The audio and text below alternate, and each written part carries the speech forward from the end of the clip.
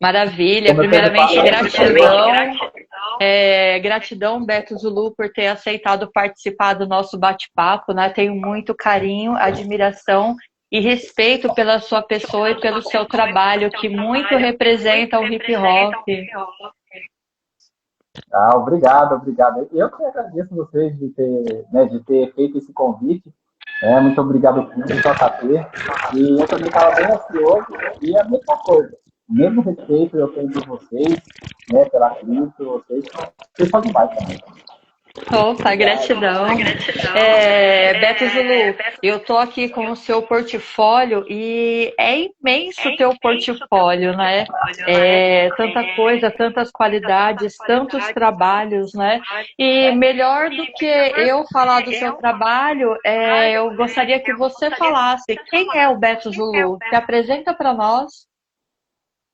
Olha, uma das perguntas mais difíceis de todas, que os entrevistadores fazem é quem é você, né? Olha, eu sou o Beto Zulu, eu estou no rap, no hip hop, na cultura hip hop desde 1996, aqui na cidade de Cambuí, sul de Minas Gerais. E de 96 até agora eu já fiz muita coisa dentro da cultura hip hop. Já cantei, já dancei, já fui meio que DJ, ator, faço projetos sociais, faço eventos de rap, e escrevo livro. Então, o Beto Bulu é uma mistura de. É um multi-artista, na verdade, né? Desde 96 até hoje. Então, para resumir, é isso. Boa, Você tá com boa. fone de ouvido? Oi. Pergunta se ele tá com fone de ouvido, se tem como ele botar um fone. Eu Se tô não com tiver. fone, mas tá com bastante barulho. Não, pergunta se ele tá com fone. Tá, Eu tô tá vendo com ele. fone. Tá sim. Tá um barulho estranho, um ruído estranho. Sim, é como se estivesse dentro da água. Eu vou trocar de fone para mais ver. Mas eu acho que o problema não é teu não, o problema é da conexão mesmo. É o Instagram nosso de cada dia. O que a gente tem pra hoje? Então tá bom. Então continua. O Instagram sempre dificultando, né, a nossa programação. Beto Zulu, eu queria que você falasse um pouquinho o início de tudo dentro do cenário hip hop. O que te levou ao cenário hip hop? Peraí, eu vou trocar de fone aqui rapidinho, porque eu acho que esse fone vai estar melhor. Peraí.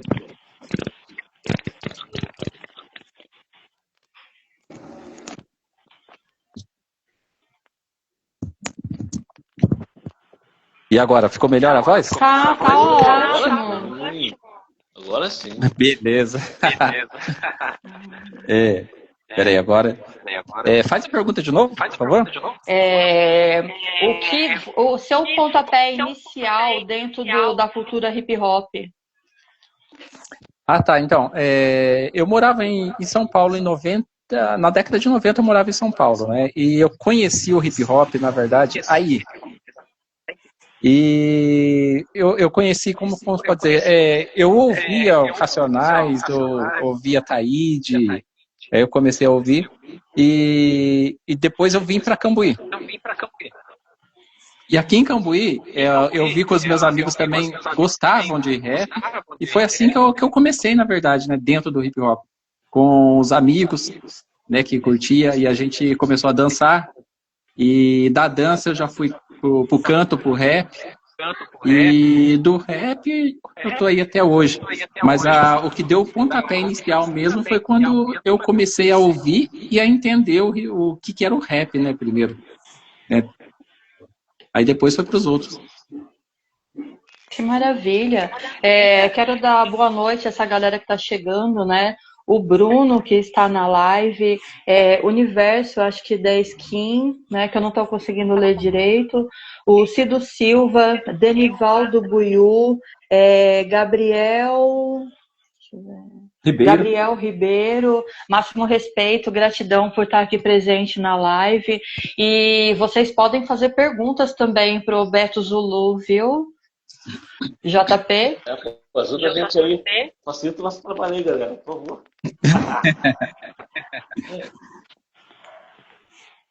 JP? Opa, então é comigo mesmo. Beto, não vou entrar no campo do rap, não. Vou entrar no campo que eu me interessei ali aqui no teu portfólio a respeito do ativismo. Quais as frentes que você defende no seu ativismo? Ou contra o que você luta no seu ativismo?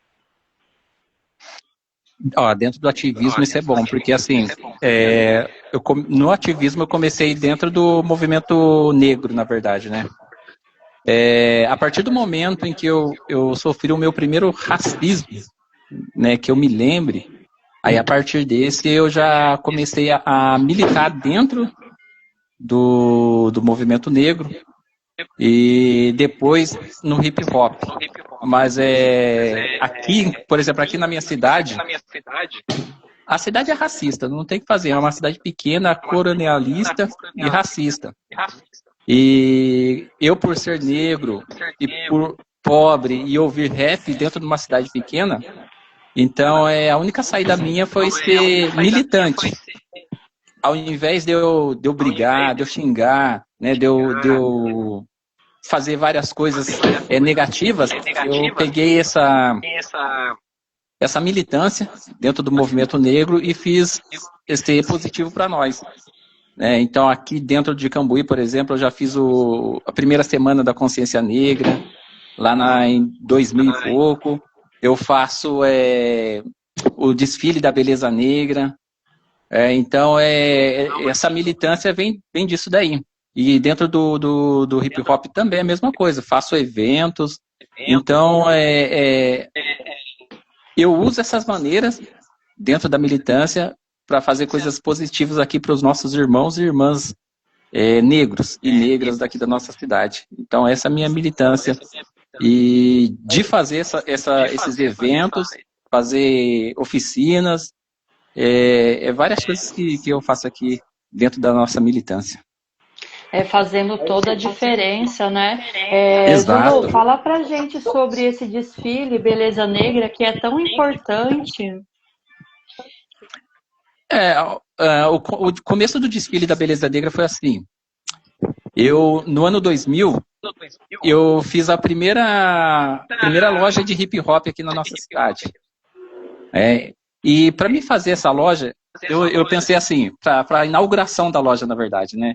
Como que eu vou fazer para inaugurar uma loja de hip hop na minha cidade? E eu tinha um amigo que ele estava entrando numa casa de danças aqui da cidade. E aí nós fizemos essa parceria de eu fazer o lançamento das roupas da loja de hip hop dentro da danceteria, e fazer também um baile black lá dentro. E deu muito certo. Deu muito certo. Deu tanto certo que as roupas que eu fiz, que eu levei para desfilar, todo mundo comprou as roupas. E dali começou o desfile da Beleza Negra. Primeiro foi o desfile da inauguração da loja. E nos outros anos, aí eu vi que foi dando certo, eu fui começando a fazer o desfile da Beleza Negra. E o desfile da Beleza Negra, ela vem vindo, qual que é na verdade, assim, por que tem o concurso Beleza Negra aqui na cidade de Cambuí?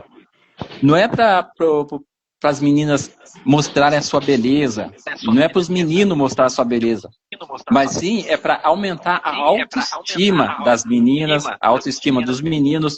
Eu falo sempre para eles assim, que quando você está desfilando lá em cima, você não está desfilando só para você está desfilando para as pessoas que estão embaixo e você está dando autoestima para aquela menina que está lá embaixo, que acha assim que não consegue desfilar, né? Acha que ela é feia.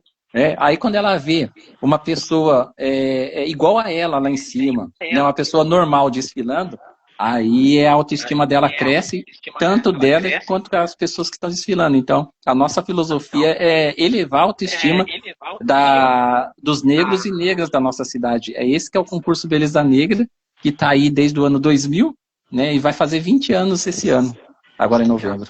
Parabéns pelo projeto e projeto maravilhoso, né, de representatividade, né? A pessoa se ver representada faz toda a diferença, né? Demais. Quebra vários paradigmas. Quero agradecer ao Nego Mário que está aqui, ó, dando um salve pra gente, né? Abraço, Salve amigo Cris Mário. Ruth, JP e Beto Zulu, revolucionário do Camboriú. Tô na Cambuí. área, Nego Mário, banca somos um só. Opa, satisfação, Nego Mário. Quero te Ô, agradecer, cara. né, novamente, né? Não falta agradecimentos, né, pelo que você representa dentro da cultura hip hop também, né? E agradecer mais uma vez, né, pela honra, né, de ser indicada novamente, né, para estar recebendo o prêmio Mulher Coragem novamente, né?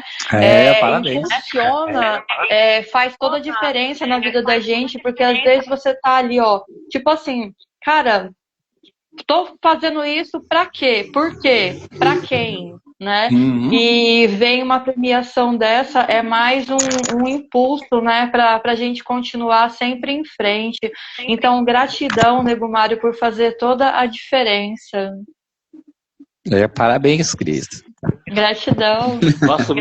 Faço minha as palavras da Cris. Valeu, Nego Mário. Obrigadão aí. Gratidão.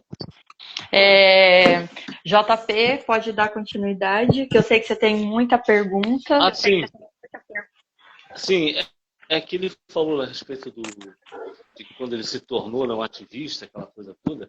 Eu queria saber, assim, antes do ocorrido, né, do racismo que você sofreu, qual era a sua postura? Você não era ligado no racismo? Você não, assim, era sem noção do que estava à sua volta? Precisou um choque, de repente, de realidade? Antes desse choque de realidade, eu era uma pessoa, vamos se dizer assim, normal, vamos dizer assim, né? Porque eu não conhecia nada sobre a cultura negra, não conhecia nada sobre o que era ser negro, o que era racismo. Então, antes disso, eu não sabia de nada. Eu era leigo em tudo. Depois que eu levei esse choque, passou um tempo ainda, não foi naquele ano, aí que eu fui descobrir, né, o que é ser negro, aí eu fui me informar. Mas antes disso, eu não sabia de nada. Antes disso, eu não tinha ideia do que era, né? O Nego Mário quer fazer pergunta. Pode fazer, Nego Mário. Pô.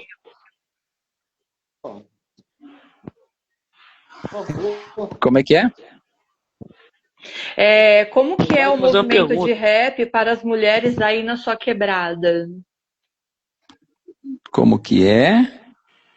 O movimento, né, de rap para as mulheres aí na sua quebrada. Olha, aqui na minha quebrada já foi muito melhor, sabe? Na década de 90, nós tínhamos mais ou menos uma cidade pequena, a gente tinha de 15 a 20 grupos de rap, né? E dentro desses grupos de rap, a gente tinha dois ou um grupo de rap feminino mesmo. E nos outros grupos a gente tinha uma menina que cantava, fazia back vocal, mas a gente já teve grupo de rap feminino aqui. Hoje mesmo, a gente não tem nenhum. Temos 2, 3, no máximo 4 grupos de rap hoje na cidade de Cambuí. Então, a cena feminina em Cambuí hoje, as minas que cantavam, que curtiam mesmo o hip hop, a cultura mesmo, elas estão mais curtindo em casa, né? Estão mais curtindo, não estão mais no movimento, na militância. Agora são mais donas de casa e isso daí. Eu espero que um dia volte, né, a cultura hip hop como era antes, ou mais forte ainda, que as meninas venham, que os meninos venham. Mas hoje, na nossa cidade de Cambuí, é só 4 grupos de rap, mas feminino mesmo não tem nenhum. Você acha que o que acontece para se dar isso, né? Porque o que a gente mais ouve é que a mulher não tem vez dentro da cena hip hop e os espaços estão aí abertos para elas, né? Então o que acontece para essa mulherada não se achegar e tomar posse daquilo que é seu por direito? Olha, na minha opinião, por exemplo, eu como faço bastante eventos de rap aqui na nossa cidade, na minha opinião, eu acho que também tem que vir da gente que faz os eventos, né? Se eu conheço, por exemplo, a Cris que canta, então o que eu vou fazer? Eu vou convidar a Cris para cantar, né? Se eu conheço mais grupos de rap feminino, então eu tenho que convidar nesses grupos de rap feminino. E eu acho que não acontece isso, né? Não acontece. Até com o meu evento mesmo, para você ter uma ideia, né? Eu estou pensando aqui, convidar grupo feminino, eu convidei na década de 90, que foi um grupo chama Minas de Atitude, né? Acho que era da Zona Oeste. De lá para cá, eu não lembro de nenhum mais um grupo feminino, né, que tenha vindo cantar aqui. Então, eu acho que falta isso para nós, né? Para nós convidar essas meninas. E as meninas também têm linha de frente, né? Também em outras cidades. Uma menina que gosta de fazer eventos, né? Que faça eventos para as mulheres também. Então, falta esses dois lados, né? Uma linha de frente e alguém que faça também esses eventos, que convide as meninas, né? Esses eventos que convide as meninas, né? Boa, uma boa. JP. Então, vamos lá, continuando na pegada da luta contra o racismo. Se eu não me engano, você disse que sofreu racismo dentro do rap, foi isso mesmo? Na verdade, não foi dentro do rap, o rap veio depois, né? Na verdade, quando eu tinha uns 10, 11 anos, mais ou menos assim, entre 11 a 12 anos, né? Eu morava aí na cidade de São Paulo, na Zona Oeste, em Francisco Morato. E minha mãe que levava eu para a escola, na época. E minha mãe é negra e meu pai é branco. Então você vai vendo. Aí minha mãe levava todo dia para a escola. Uma vez, só que a minha mãe não pôde me levar para a escola, quem me levou foi meu pai. E quando eu cheguei com meu pai no portão da escola, os meus supostos amigos, né, quando viram isso, dali em diante, eles começaram a zoar comigo, a falar que eu era adotado, né, a falar que o meu pai não era meu pai, que minha mãe não era minha mãe. Você imagina uma criança de 12 anos, né, a cabeça dela como é que fica. E foi um dia horrível, e eu não queria ir mais para a escola, e também não queria contar para minha mãe o que aconteceu, né, nos dias depois. E aí, com tanta insistência, minha mãe, né, insistindo, aí eu contei para ela o que tinha acontecido. Né? Aí ela me sentou, né, e falou para mim que não, eu não era adotado, que meu pai é meu pai mesmo e que ela era minha mãe. Era só que eu nasci com a cor dela. Mas até uma criança de 12 anos, até assimilar tudo isso, demorou. Então, isso fica na mente nossa até hoje, por exemplo, fica na minha mente até hoje. Parece que foi ontem que aconteceu isso. E a partir disso... pode falar. Não, conclui aí. E a partir disso ficou isso na minha mente, né? E quando aí eu fiquei com 16, 17 anos que eu comecei a cantar rap, aí que eu fui descobrir o movimento negro, aí que eu fui começar a ler, e quando eu tive essas informações, aí pronto.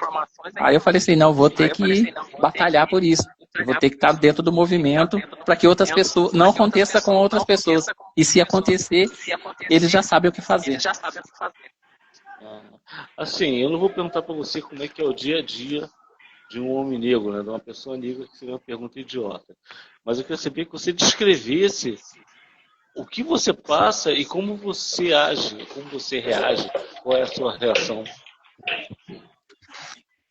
Hoje em dia eu sou mais calmo, né? Hoje em dia, aqui em nossa cidade, eu sofro menos racismo, né? Porque aqui quase todo mundo conhece todo mundo, então a minha luta dentro do movimento negro aqui é forte.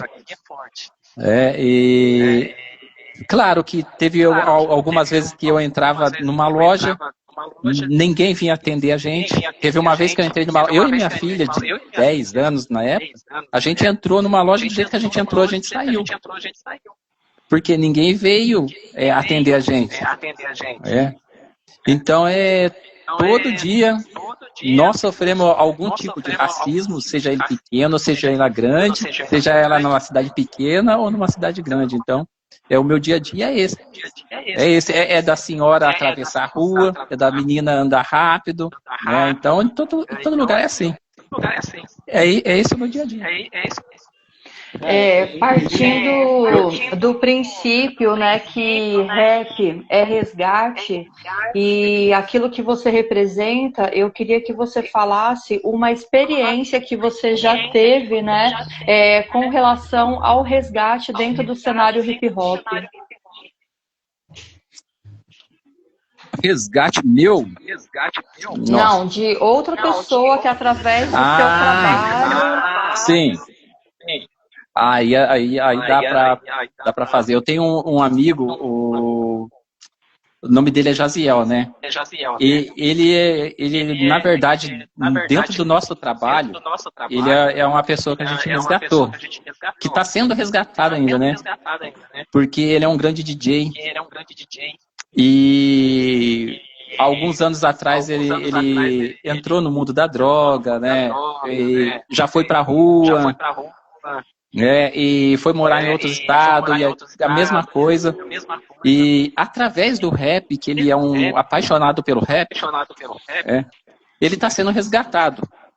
E nesse resgate, eu tô dando essa força para ele, porque ele é um amigo-irmão, na verdade. Então, do jeito que eu posso, eu ajudo ele. E dentro do rap, chamando para eventos, conversas. Então, o Jaziel é um resgatado do nosso rap daqui da cidade de Cambuí. Mas não é só ele, são várias pessoas. Assim, são incontáveis, na verdade. JP? Então, o que você acha, assim, na tua visão, né, como ativista, que eu vou te explorar ao máximo essa questão do ativismo. Vou falar de rap, mas eu gosto desse tema. Eu perceber o que falta ao homem preto, à mulher preta no Brasil, que tem a questão do lugar de fala. Tem coisas que eu não falo, e a Cris também não fala, por essa questão do lugar de fala, né, que não cabe a nós falarmos isso, estou dizendo. Mas existe muitos que ainda são sem noção sobre essa questão. O racismo está estampado na cara e a pessoa, ou ela se faz de surda e muda, e, sei lá, às vezes se torna até aliada do racista, né, e vai contra a própria causa.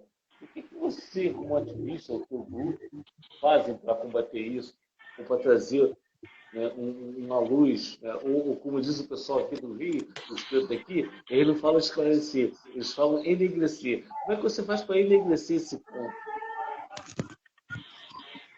Olha, isso daí é uma luta de todos os negros ativistas, né, do nosso país. Eu acho que a primeira coisa que esses negros, assim, negros e negras, irmãos e irmãs, teriam que fazer é levantar de frente do computador e ir à luta mesmo, ler, adquirir informação em livros, ir em oficinas, ir atrás de quem conhece, sabe? Porque assim, enquanto eles estiverem na frente do computador, só ali digitando o que eles acham certo, a nossa luta vai ser, vamos dizer assim, que a nossa luta vai ser difícil de virar a cabeça de umas pessoas dessas, né? Eu vou citar um exemplo, que eu cito bastante de exemplo daqui da minha cidade, sabe? Eu sou militante do movimento negro. A gente tem um grupo de movimento negro na nossa cidade. O grupo de movimento negro já sofreu um racismo no grupo. E mesmo assim, muitos que estão dentro do nosso grupo estão sentados, estão acomodados. Acha que não é com eles. E eu tô todo dia batendo ali, ó, vamos à luta, vamos fazer isso, vamos fazer aquilo, vamos atrás. Mas ainda hoje é difícil. Eles estão muito acomodados. Né? Porque assim, eles acham que o racismo não chegou neles ainda. E quando chega, aí eles vão atrás de quem? Vai atrás do Beto, vai atrás do movimento negro, vai nas redes sociais, criticar, falar assim, não, eu sofri racismo e agora o que eu faço?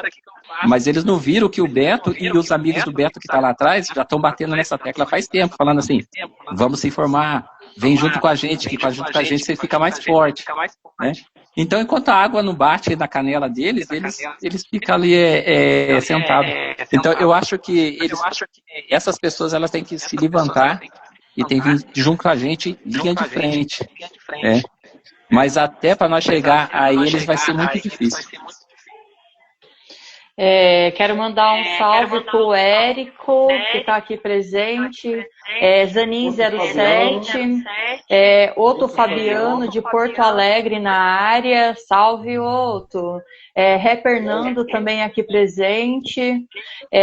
Partindo dessa continuidade do JP, quero te perguntar referente ao lugar de fala do branco na luta antirracista.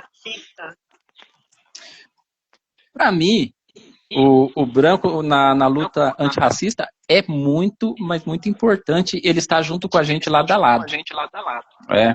Por quê? Nada mais justo do que um branco que está junto com a gente ir lá e falar, né, para a etnia deles assim, ó, não, a gente fez isso, né, e a gente está junto com ele agora, e é isso. Então eu acho muito importante do branco estar junto com a gente, né, porque mais uma vez falando, eles estão ali e eles conseguem levar, né, para a etnia deles o que a gente sofre, né, o que nós precisamos, e é isso. Eu acho que é muito importante ele estar junto com a gente, né, nessa luta.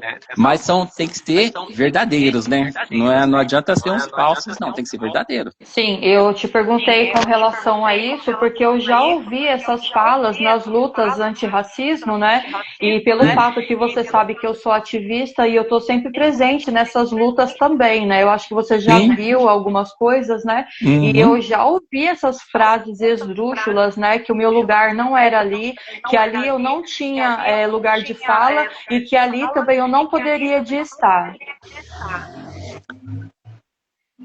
Na verdade, você está no lugar certo, né, com as pessoas certas, eu acho. Você está aprendendo o que é, por exemplo, racismo, você está aprendendo o que é ser antirracista. E através desse aprendizado, você vai passar, por exemplo, para sua filha, você vai passar para os seus amigos brancos. Então, você, na verdade, vai replicar tudo aquilo que a gente fala lá dentro e, com certeza, vai estar chamando mais pessoas para o nosso lado. Por isso que eu falo que é importante. Isso que eu acredito, né? E eu acho que a maioria que está na luta também acredita nessa ideia também, né? De ampliar as lutas, né? E jamais de segregar. Né? Mas infelizmente tem umas pessoas que têm a mente fechada, né? Assim como essas que falam que existe o racismo reverso, né? Que nós sabemos que é sem comentários, né? O Preto me chamou de branquela. O Preto me chamou de branquela. Ai, meu Deus. Sim, é complicado, né? Fui chamado de branquelo por um preto. Eu acho que a gente sabe onde que é o nosso lugar de fala e onde é o nosso lugar de ação na luta contra o preconceito, né? Exato. E é necessário, e se faz necessário a presença nossa. E levando em consideração, como nós já abordamos um tema, aqui eu junto com o JP, aqui ninguém é branco, né? Nós todos temos traços, né, de negro, e é como fala, né, aquele que não tem no sangue, né, correndo nas nossas veias, tem correndo nas mãos, né, e isso é uma realidade. Então, eu acho que são discursos para fugir da luta e para segregar. Exato, falou certinho, perfeito. JP? Você pode falar para a gente um pouquinho sobre o letramento racial? Você pode dar uma explanação para a gente? Olha, do letramento racial, é assim, na verdade, eu ainda não sou a pessoa muito boa no letramento racial, né? Ainda estou aprendendo, todos os dias a gente aprende, né? Todos os dias a gente aprende, então mesmo eu estando dentro dessa militância, dentro do movimento negro, ainda estou aprendendo muito do letramento racial. Né? Mas o que eu posso dizer é que, assim, eu posso dar um conselho para as pessoas que ainda estão me ouvindo, estão ouvindo a gente, que é o seguinte: continue se informando, continue lendo, porque é muito importante a informação e a leitura. E saber das leis também, que é importante. Então, se você que é negro, você que é negra, sofrer racismo e não souber da lei e não souber o que fazer, fica difícil. Agora, quando você sabe da lei e quando você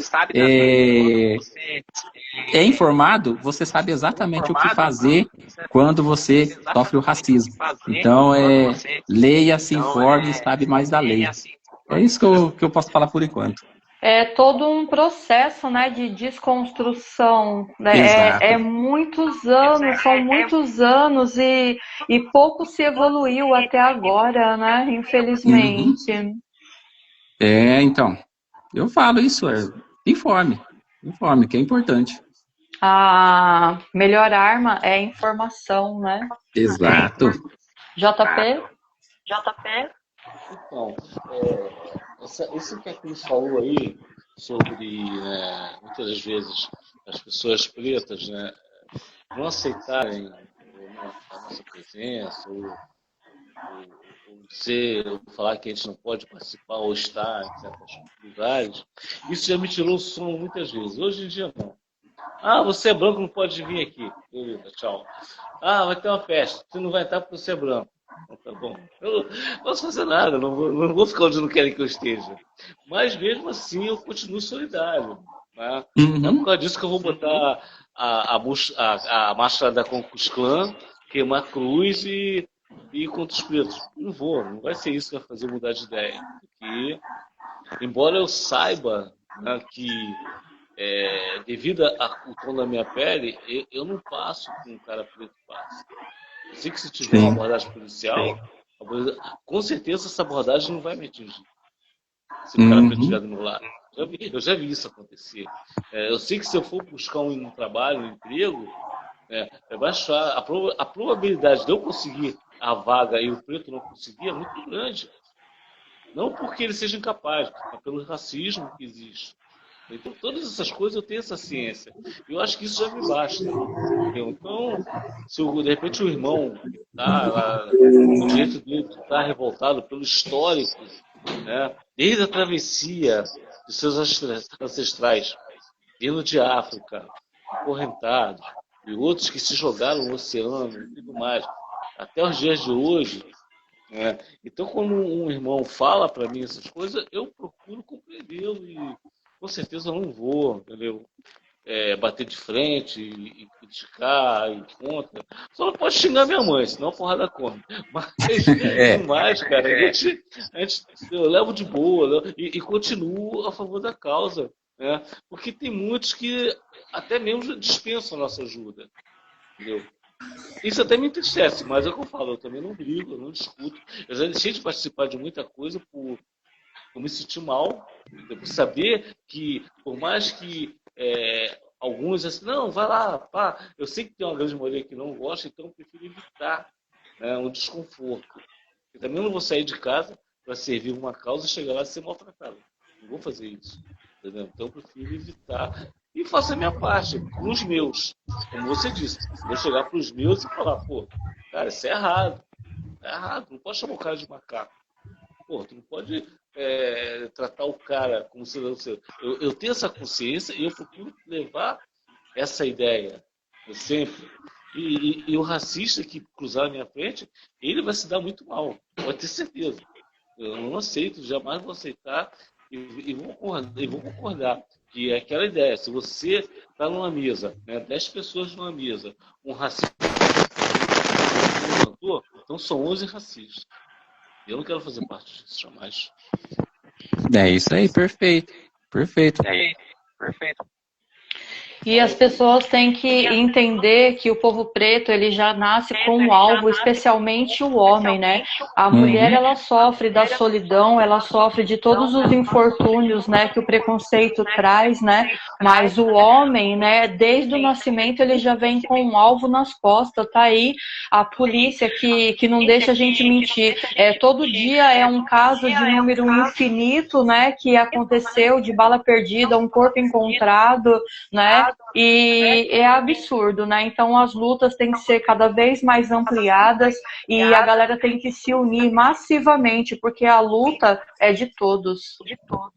Eu vou dar um exemplo aqui na nossa cidade, assim, de lutas. Por exemplo, tem o concurso Beleza Negra, né? Ele aceita só meninas e meninos negros. Então ali é só os negros, né? Agora, nós temos também o GER, que é o Grupo de Estudos Étnicos Raciais, né? O grupo de estudo nosso, ele já é amplo. No nosso grupo a gente tem negros, a gente tem brancos, temos descendente de japonês, mulheres, né? E homens, LGBTQIA+. Então, o GER, ele é um grupo mais amplo. E todos lutam, são o quê? São antirracismo.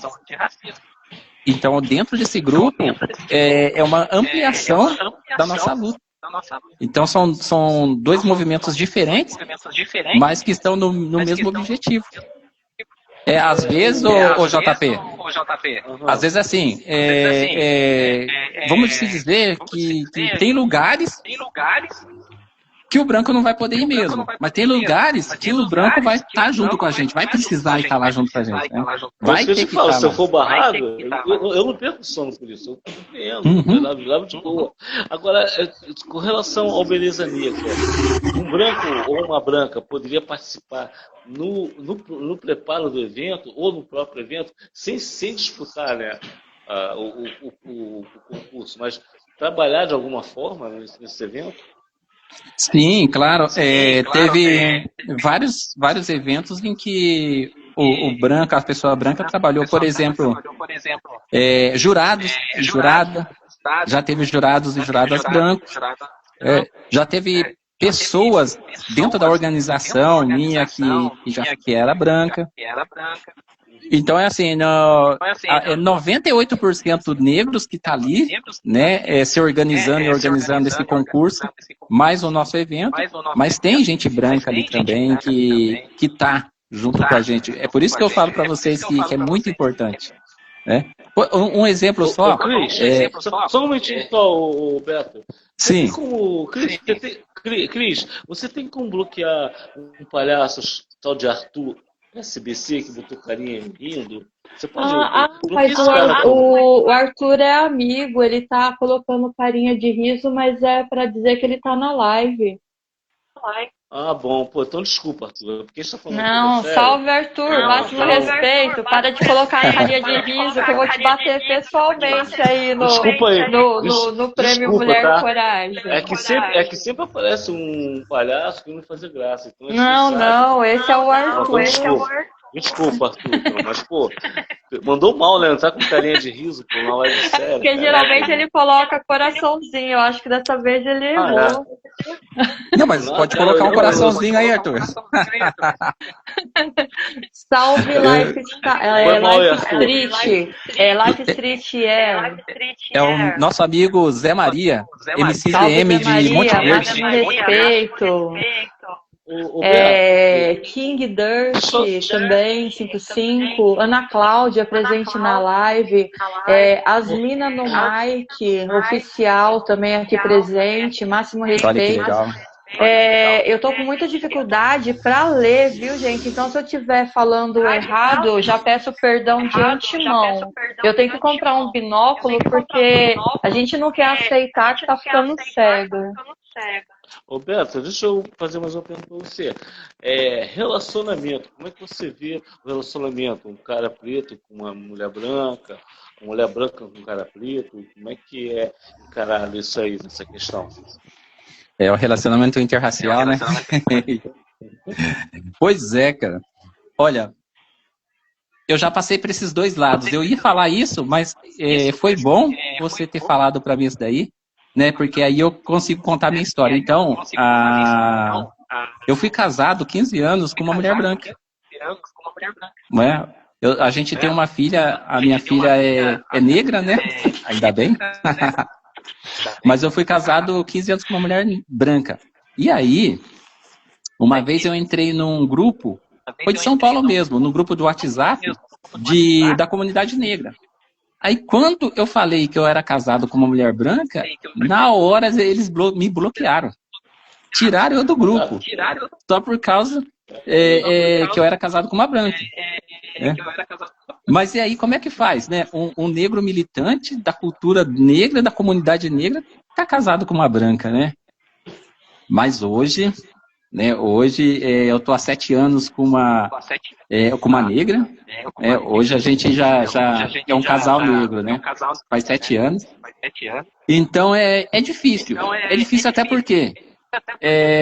porque a gente está dentro do movimento, um casal interracial. Mas né, eu não condeno. Eu não condeno isso. Eu não vou falar que o amor não tem cor, né? Mas eu não condeno isso. A gente respeita. É complexo, mas a gente respeita. Uma entrevistada minha, ó. A gente respeita. Até porque, sabe por quê? Porque ela falou o seguinte, eu fiz a mesma pergunta para ela, e ela me disse assim, que é mais uma questão de preservação da raça.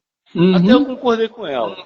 Porque ela disse, uma mulher branca, aliás, uma mulher preta, casa com um cara branco, daqui a 3, 4 gerações, a cor dela se apaga. Os filhos vão nascer mestiços. E a tendência é clareando, entendeu? Então acaba extinguindo a raça, né, a preta. E aí, inclusive, ela falou que no Brasil as pessoas têm mania, né? Tem o costume de preservar os seus sobrenomes, né? Eu sou Matarazzo, eu sou isso, eu sou aquilo. Ela não, meu nome é Quimbango. Então ela preserva. E por esse lado eu até concordo. Mas que é um assunto muito complexo, muito difícil, é pra caramba, tá entendendo? Bastante, eu passei por esses dois lados. E a gente vê na mídia, né? O cara, ele começa a ganhar dinheiro, a primeira coisa que ele faz é estar com uma branca do lado. Exato. Mas eu não condeno, né? Eu acho assim que, por exemplo, se ela está do lado dele, ela tem que estar lutando junto com ele. Seria mais um aliado para nós, né? Então se você eu pegar penso isso. Se você pegar um dos maiores assim, representantes da luta racial, né, dos pretos, que foi o Abdias Nascimento no Brasil, a mulher dele era uma branca. É uma branca, né? A viúva dele. É uma mulher branca, uma francesa. Entendeu? E ninguém questionou ele por causa disso. Eu não vejo ninguém questionar. Quem vai questionar o Abdias Nascimento por causa disso? Pelo amor de Deus. Mas quanto mais casal negro tiver no Brasil, é melhor. Eu acho que né, a gente continua preservando. Salve Ailton Teixeira, Mano Vini, máximo respeito, Vini. Ô, Vini, salve. Ele tá falando, salve, tema interessante. Interessante e que faz necessário, né? Exato, sim. É bom a gente estar aqui, né, debatendo isso, conversando sobre isso. Assim, deixa eu fazer umas perguntas, citar uns nomes aqui para você, e você, lógico, dentro da tua possibilidade, você emita uma opinião para mim, valeu? Vou citar algumas personalidades aqui. Hélio Negão.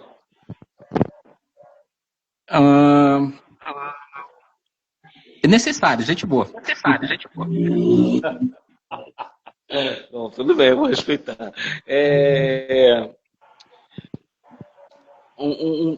Aquele cara que foi secretário de cultura do governo Bolsonaro, esqueci o nome dele, também preto também. Que foi do... Que a escravidão foi boa pro povo preto. Foi lá do Palmares, isso aí. Sim, eu passei muita raiva com ele, sabe? Passei muita raiva com ele, olha. Então, mas aí eu tenho uma curiosidade. Se, por exemplo, um cara como eu, né, que não sou branco europeu, né, se eu for para a Europa, com certeza eu não vou ser bem tratado lá Uhum. Nos Estados Unidos, muito menos, entendeu? Mas, por exemplo, se eu levantar para falar dele, como seria a tua reação? Eu emitisse críticas a ele. Se você criticasse ele? Uhum. Minha reação seria, olha, eu ia ficar bravo com os dois, na verdade, né? Certo, certo. Porque Mas aí assim, porque entra aquela questão do lugar de fala? É aquela questão do lugar de fala da minha parte? assim, eu ia ficar mais bravo com ele do que com você, mas assim, se você tá em outro lugar, você tá nessa parte aí você tá ajudando a gente do movimento negro, porque como você tá criticando ele, né? Você tá ajudando quem? A nós, né? Porque se eu Exato. fosse emitir, eu já emiti muitas críticas a ele, mas eu jamais Aham. emiti crítica a ele na presença de um preto. Por Ah, respeito. Por respeito à uhum. questão do lugar de fala. Né? Porque eu Sim, entendo que o meu entendi. lugar nessa questão não é como o ator principal. Eu sou um ator para Uhum. lá de coadjuvante. Eu sou o figurante que está lá no fim da cena para não aparecer muito. Então, com pessoas pretas ao meu lado, eu jamais emitiria uma nota. Eu acharia Uhum. estranho, né? Porque, ó, acho estranha essa postura. Agora vamos de uma pergunta bem polêmica aqui que o Mano Vini já pediu aqui, ó. O que vocês acham da cotas raciais, né? Cota nas faculdades? Fala aí. Para mim ainda até hoje ainda a cota é necessário, porque é assim, quantas pessoas até hoje, né, através das cotas, não são professores, não são médicos, né, psicólogos, psicólogas. Então a cota ainda hoje é necessário, né? Eu acho que assim é como já ouvi falar, adiantou 10 anos para nós, né? E olha, eu sou bem a favor da cota, se fosse, é necessário. É extremamente necessário. Sim. O MV Bill, certa vez, ele fez uma fala muito interessante no programa do Serginho Grosman, que, aliás, ele disse que nunca mais foi chamado para o programa, depois que ele falou isso. Que o Serginho Grosman chamou lá alguém na plateia para falar sobre algum tema. E caiu essa pauta, né? Cotas raciais na faculdade. O cara branco, né? O cara não tinha nem argumento. Incrível que um cara daqui estava na faculdade, não sei como. Que você perguntou, cotas raciais. O cara, é complexo. Aí você concorda? Ele não. Por que você não concorda? É complexo. O cara não sabia falar. Simplesmente o cara não sabia falar. O cara não saiu dessa fala. É complexo e não concordo. Aí aquilo parece que chateou o indivíduo de tal forma que ele pediu. Ele não estava ali para falar sobre isso. Estava ali como convidado. Mas ele pediu para falar. O Serginho pode falar ali. Então, ele explicou toda a questão da reparação do povo preto que foi liberto, né, da escravidão, mas sem nenhuma estrutura para abraçá-los. Sem emprego, sem nada. O cara falou, jogaram livres, entre aspas, né, porque mal acabou a escravidão, um ano depois veio lei de vadiagem, lei contra a capoeira, lei contra manifestações religiosas africanas. Tinham lugares que você não podia andar descalço. Ora, quem andava descalço naquela época se não eram os pretos? Pois é. Entendeu? Então, essa lei ela veio para equiparar uma injustiça social de décadas, de séculos. Não pode comprar terra, não pode estudar, não podia fazer nada. Então, eu acho justíssimo, com certeza, que tem essa lei. Isso nas palavras do MV Bill. E ele falou, nós estamos aqui no programa do Serginho, meu camarada, mas você não vê a diversidade preta aqui, a diversidade do povo brasileiro. E realmente só tinha Patricinha e Mauricinho. Então. Cara, aí nunca mais a MDU foi chamada para nada na Rede Globo. E muitos pretos também criticam as cotas raciais, né? Eu já vi essas questões também dessas críticas, né? De criticar um benefício porque achar que é humilhante, que tem que conseguir passar com louvor e não por conta de cor. Mas é porque eles nunca precisou, né? É que eles, na verdade é isso. Quando eles precisarem, ou um filho, uma filha deles precisarem, né? Aí eles vão pensar diferente. Aí né? é diferente, né? A necessidade faz toda a diferença, né? Exato, enquanto está confortável, ele critica, mas a hora que chega que nem eu falei, né? A hora que a água bate na canela, aí sim ele vai sentir. Sim, é necessário. Agora voltando para a questão do hip hop, né? O que você usa para compor? O que eu faço para compor? Isso. Olha, na verdade eu uso mais o dia a dia. O que está acontecendo ao meu redor. Tudo para mim é uma composição, tanto na música quanto na composição do livro. Então eu uso o meu dia a dia e o que eu vejo. Tudo isso faz parte da minha composição, das letras e do livro. É o dia a dia. Maravilha. A mais marcante. A letra mais marcante? Caramba. Eu acho assim que... Não só a letra, mas como você vai dar uma canja, né? Nossa. Vamos lá, momento rasteirinha. Caramba, hein? Nossa. Assim, tava demorando. Eu acho que o mais marcante para mim é a música Paz Não Existe Mais, que foi uma das primeiras que a gente fez um sucesso aqui na nossa cidade, que a gente conseguiu chegar mais longe, eu e o MC Vaguinho, que é o meu mestre. E tem uma outra também que eu acho que é bem marcante, mas essa letra foi o meu irmão que fez, na verdade, que chama Locomotiva da Rima. Que tocou até na 105. Canja, não corre não. Você quer canja? Tá bom, Paz Não Existe Mais. Não enrola não, Paz Não Existe Mais é assim. Vai lá, Quando é que vamos ter um mundo melhor para mim e para você? Porque do jeito que está, não dá para continuar. A vida é um dom divino que ninguém deve tirar. Essa mensagem muitos vão entender, mas para aqueles assassinos logo vão se esquecer porque eles batem, roubam, matam sem dó. Se estivesse trabalhando, seria bem melhor por isso. Descanse seu gatilho, irmão. Viver nessa vida é muita solidão. Desarmar nossos irmãos vai ser difícil, meu rapaz, e eu te digo, paz não existe mais. E assim vai. Tá vendo? Quem Então sabe pergunta faz aqui, ao ó, vivo. do Mano Vini, tá perguntando o seguinte: qual música e grupo não pode faltar no fone? É isso. Caramba, e aí, olha, tá pegando pesado, hein? Mas assim, as músicas que tá no meu fone são as músicas da década de 90 mesmo, né? O que não pode faltar, as músicas do Gigabu, do RPW, né? Quem mais? Realidade Cruel, Refém da Amnésia, nossa. E assim vai.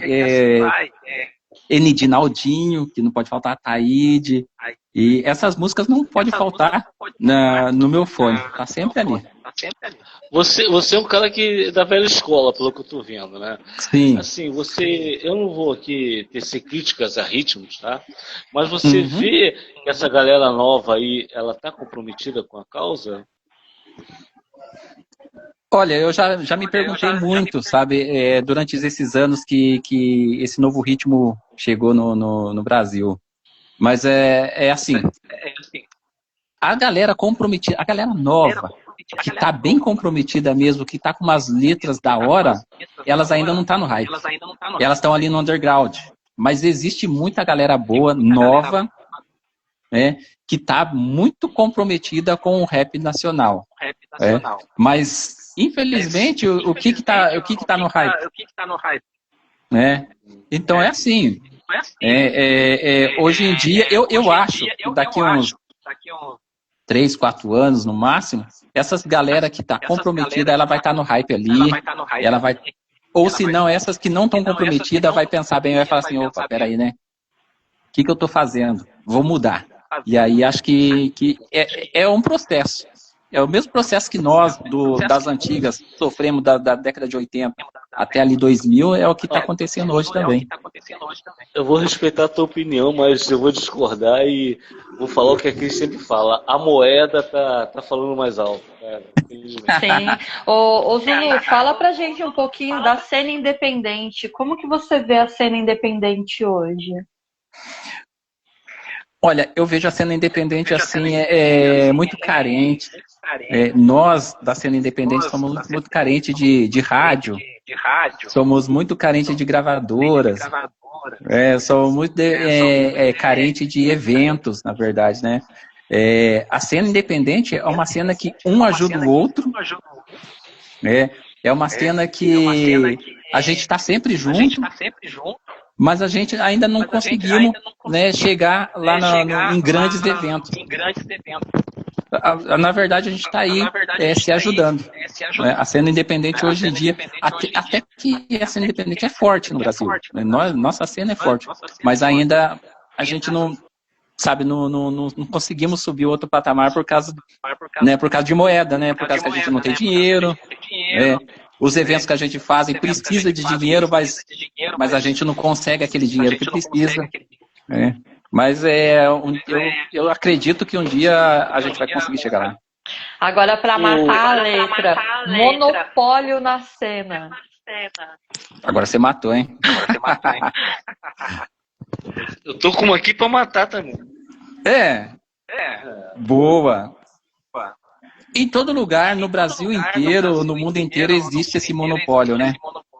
Esse monopólio dentro de qualquer movimento. O nosso não vai ser diferente.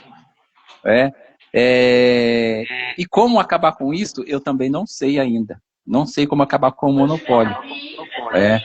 Mas, infelizmente, existe na cena do hip hop, na cena do grafite, nos 4 elementos do hip hop, né? E o que fazer? Como eu sou independente, eu não sei. Eu gostaria de saber para estar aqui falando para vocês. Infelizmente, a gente vai ter que estar... Deixa eu ler o recado aqui do Live Street. Boa, Beto Zulu. Essa é a visão atual da cena do rap nacional. E o Mano Vinho está dizendo aqui.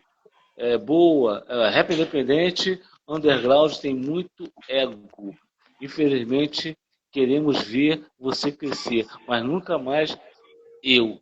Infelizmente. É uma realidade, né? Infelizmente, a nossa vivência é essa, agora, né? Esse lance de união, de dar as mãos, né? É tudo só teoria, né? Porque na prática a gente sabe que é diferente. União só no pacote de açúcar. Aí, Roberto, fala o seguinte pra mim. Você não acha que também os caras que detêm o poder, o mercado, os caras que produzem, é a maioria de pessoas brancas, bem-sucedidas e que não, que assim, e que eles dominam essa questão da gravação, do lançamento de artistas? Isso não atrapalha o artista preto, que é a maioria da galera do rap, né? Então, atrapalha demais, né? Muito, muito, muito, né? Teve um evento aí que era de empresários brancos fazendo evento de hip hop, Mas por que esse evento chegou na mão deles? Por que não está na nossa mão? Sim. Não é? Por que nós deixamos chegar até lá? Eu acho que atrapalha muito. Essa daí é uma questão que eu acho que por que a gente deixou chegar na mão deles? Por que não está na nossa mão? Porque existem empresários negros dentro da cultura hip hop que são até melhores do que eles. E por que não tá? Eu acho que atrapalha demais. Grandes eventos de rap, você vê que internacionais mesmo, são promovidos muitas das vezes não para o povo daqui, para o povo da quebrada. Sim. Hoje em dia você vê hip hop sem querer criticar o grupo, tá? Pelo amor de Deus. Mas tu vê Racionais cantando em Rock in Rio, você vê outros grupos famosos internacionais, cantores internacionais cantando em casa de show, que o cara da quebrada não tem dinheiro nem para passar na porta. Isso acontece muito. Agora, eu não gosto daquele cara que é crítico Eu esqueci o nome dele, um cara que critica todo mundo, esqueci o nome dele agora. Mas ele falou uma coisa que eu achei interessante. Tudo bem, por mais que o Mano Brown ganhe dinheiro indo cantar no Rock in Rio, a galera que tá ali não vivencia a música que ele canta. Até ouve, até chama dinheiro, vão pro CD, mas não sabe o que ele tá falando na essência. Entendeu? Ele vai ali pra ganhar dinheiro, que não tá errado, ele tá ali pra ganhar dinheiro, beleza. Mas que a galera mesmo da quebrada não tá ali. A galera que vivencia aquilo ali não tá ali ouvindo o som dele ali. Então. O Luciano Moura deixou um abraço, tá? Do programa Luciano Moura. Máximo respeito, Luciano. É o Rap na Veia. Luciano. Daquele programa lá que tem todo sábado? É o Rap na Veia. É o daquele dos certificados. O Luciano Moura, eu quero aproveitar já e fazer um convite para ele participar do nosso bate-papo. Depois eu vou entrar no Zap para estar agendando. Grande irmão. Sim, então, sim. Várias perguntas, né? Mas uma que não quer. Rap ostentação. O rap ostentação, então é um estilo de rap que eu não curto, né? Eu não curto. Eu acho que assim, o rap ostentação não é para quebrada. Não é para nós.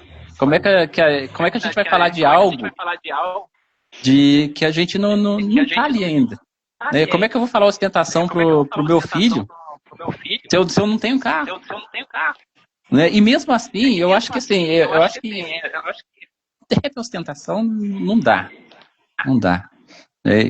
Eu acho que o nosso rap é um rap mais informativo, né? Rap informação, falar assim, não, irmão, você vai lá, trabalha todo dia que você vai conseguir, né? Existe o racismo, existe o preconceito, existe tudo isso, mas você vai vencer na vida, você é isso. Lá na frente você vai conseguir sua casinha, lá na frente você vai conseguir seu carro. Eu acho que esse que é o meu rap. Você acha que tá faltando ativismo dentro da cena? Que a galera tá cantando mais por cantar, mais pelo hype, mais por status e esquecendo das ações sociais? Faz tempo já, né?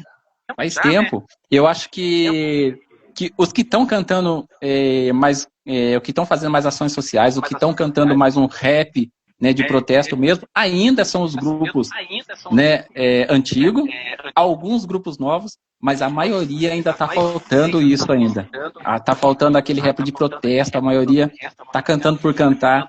É igual meu amigo falou esses dias.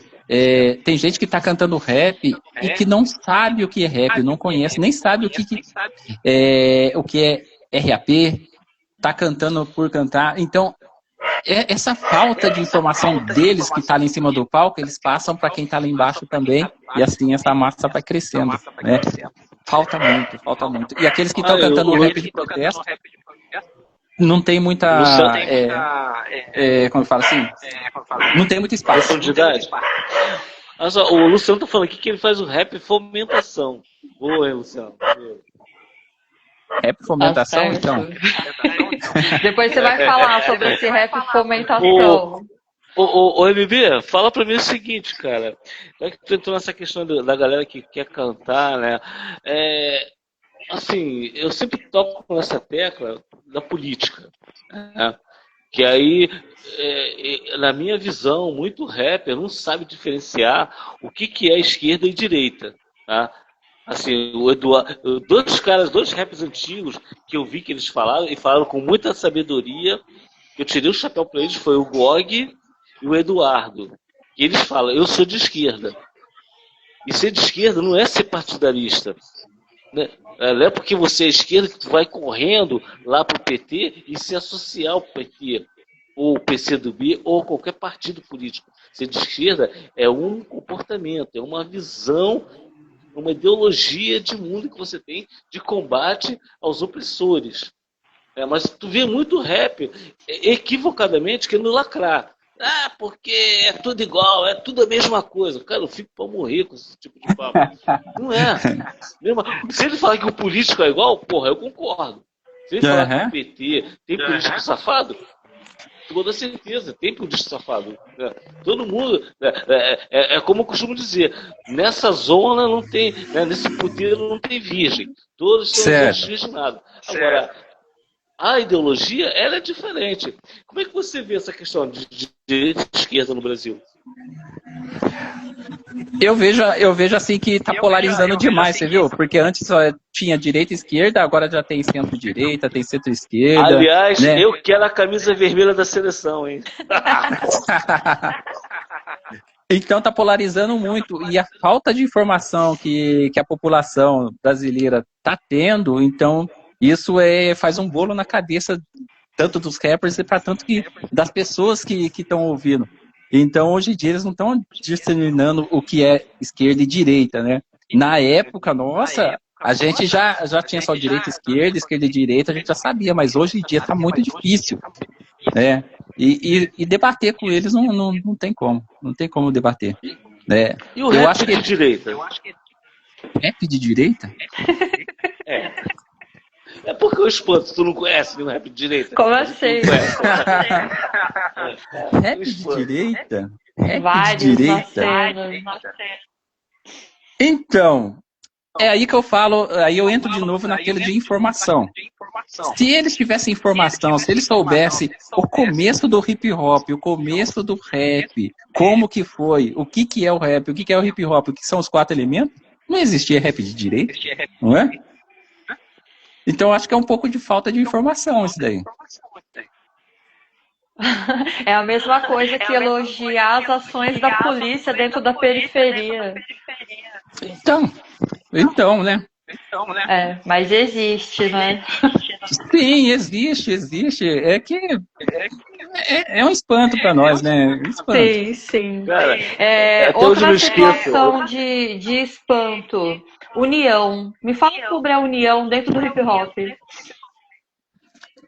Olha, assim, união, 100% de união, nós 3 sabemos e quem está ouvindo que não existe. Né? União exata mesmo. Né? Mas a gente pode ter exatamente, mas a gente pode ter alguns parceiros que acreditam no nosso potencial, que acreditam no nosso trabalho. Então, são algumas pessoas que acreditam na gente e pode ali se unir, né? Mas a união do hip hop aí é muito difícil, muito difícil. Não existe em nenhuma cidade e no país inteiro não existe. Mas tem algumas pessoas que acreditam na gente que estão ali, né? Sim. É igual o Tamo Junto? Tamo junto. Tamo junto, partindo desse princípio de união, vamos falar do quinquenário, né? De hip hop, né? 40 de Brasil, né? E muita coisa foi criada, né, a partir do momento que o hip hop torna-se patrimônio cultural, né? Entre eles, né, ações, partidos, né, parlamentares, né, dentro da cena hip hop, né? O que você acha? Você acha que isso vem para somar ou vem para segregar? A seguinte situação, né? Unir, né? Participar para destruir. Olha, a minha opinião é assim. Se as pessoas que estão lá dentro são verdadeiras, né? Nós daqui do hip hop conhecemos essas pessoas, elas vêm para unir. Mas se nós não conhecemos, não sabemos quem são essas pessoas, elas não têm um andamento dentro do hip hop, aí elas vêm para dividir.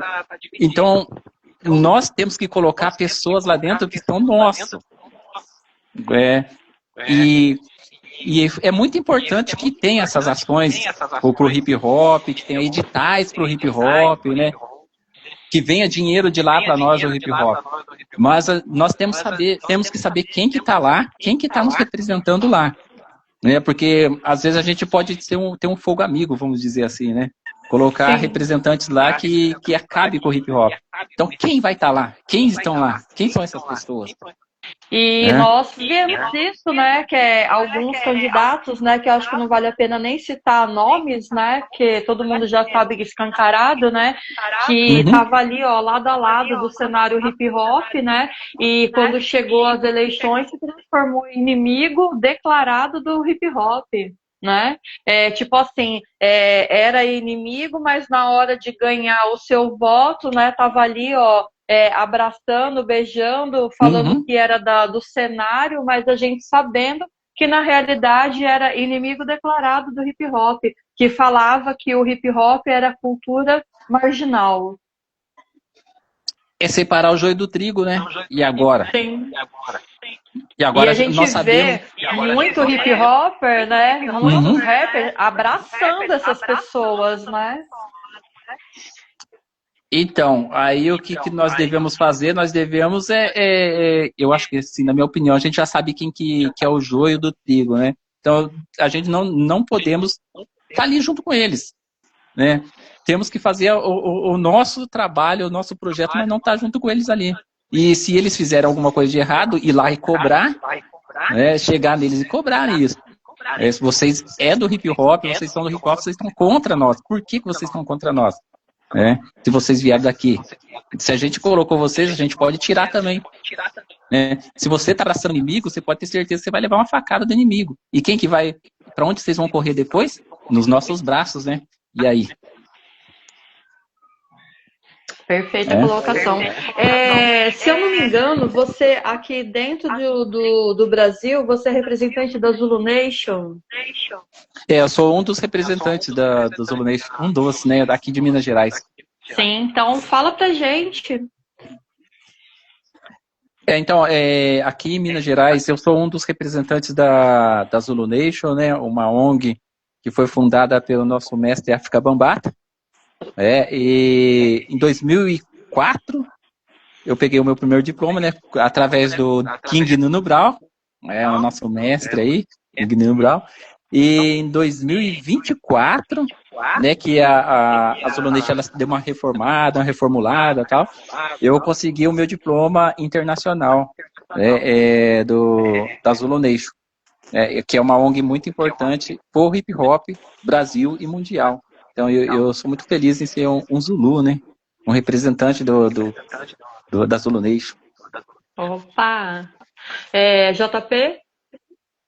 Então, qual o campo de atuação da Zulu Nation? O meu? Além do rap. Da Zulu Nation. Tá. Da Zulu Nation, o campo da Zulu Nation é um campo aberto, né? Porque a Zulu Nation ele não tem só integrantes do hip hop em si. Ele tem médico, ele tem professor, ele tem... É bem abrangente. Então, a Zulu Nation não é só os 4 elementos.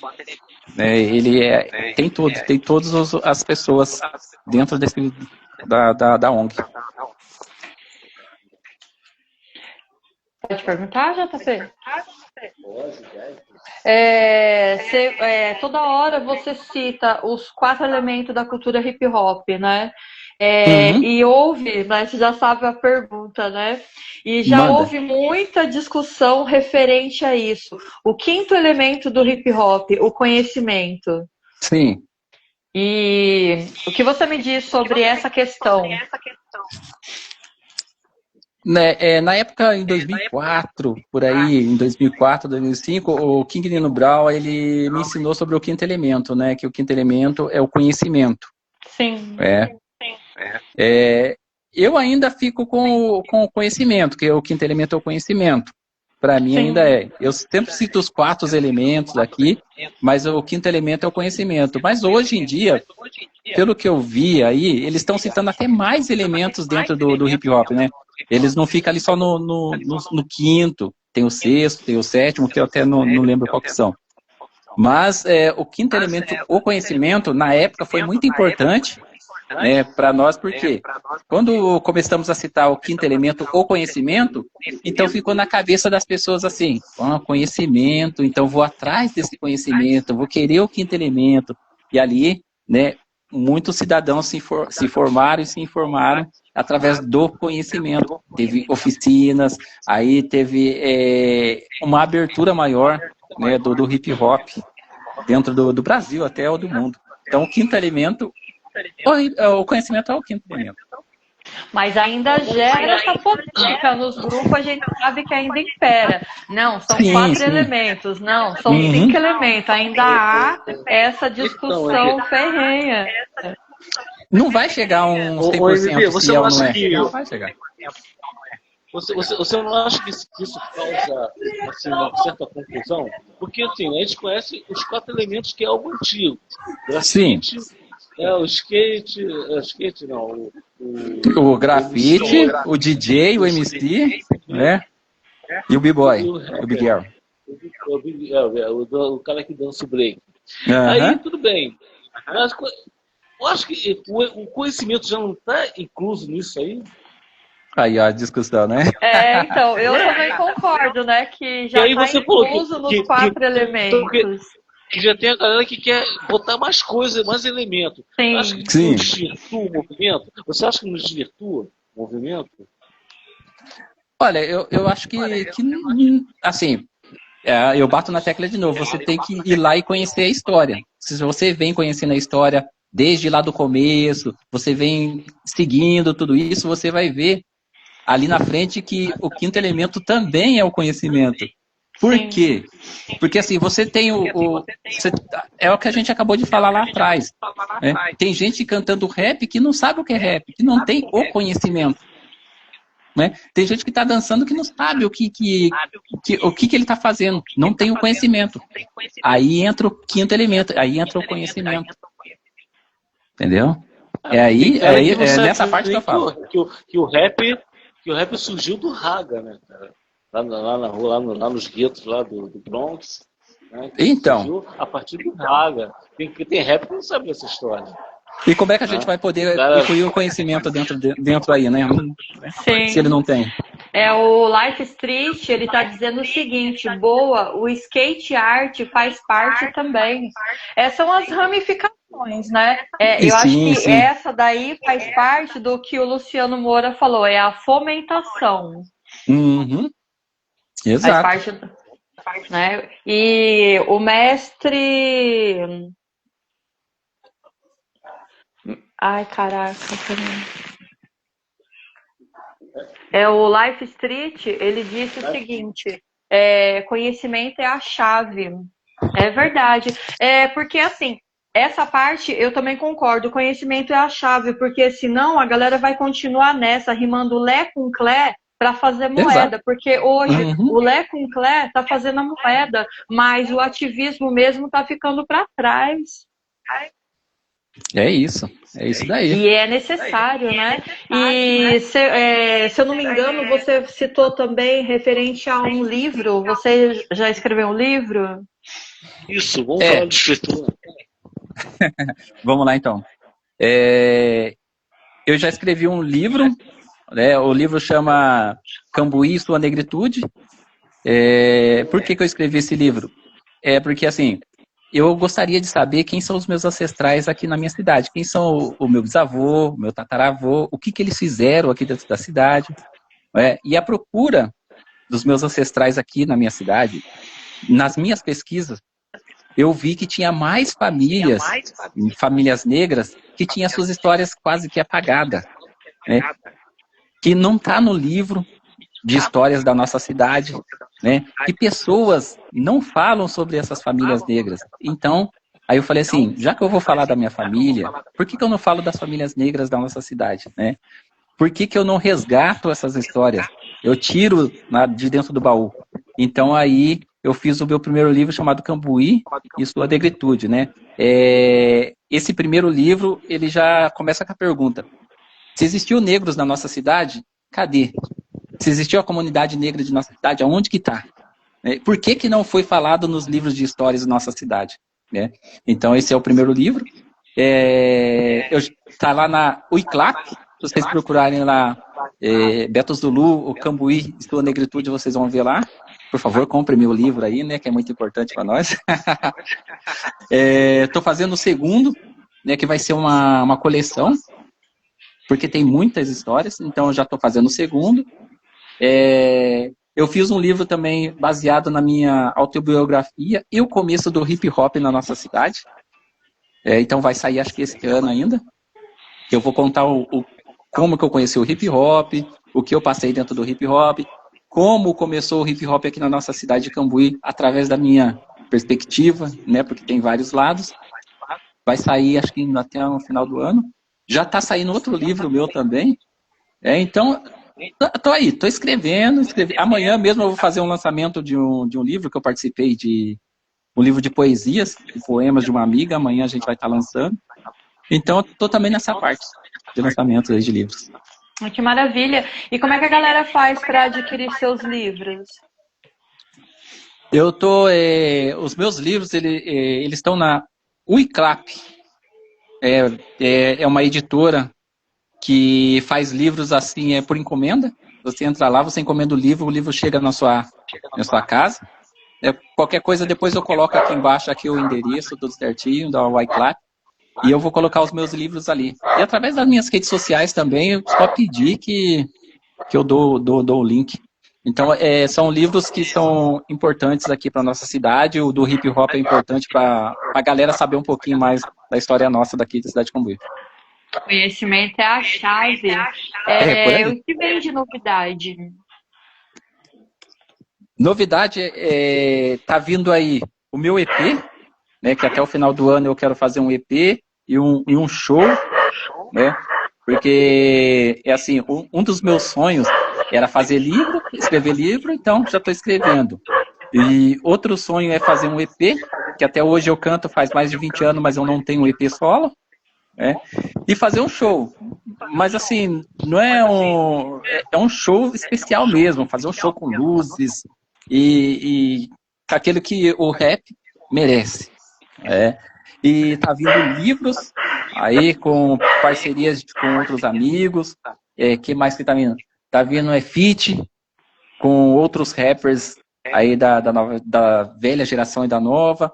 Tá vindo aí a premiação Arte em Movimento na cidade de Cambuí. Tá vindo o concurso Beleza Negra 2025, 20 anos, que a gente está preparando algo muito bonito. Então tá vindo muita coisa ainda. Maravilha. Só tá faltando plantar árvore, né? Então, plantar árvore, eu vou plantar árvore também. Se Deus quiser. Boa. JP, mais alguma pergunta? Não, acho que eu já zerei minhas perguntas por hoje.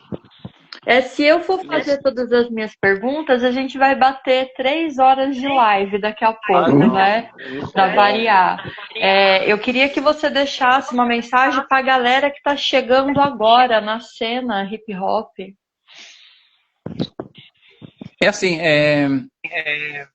Para essa galera que está chegando agora, hoje, né, no nosso hip hop, é o que eu deixo para todos, toda vez que eu vou falar.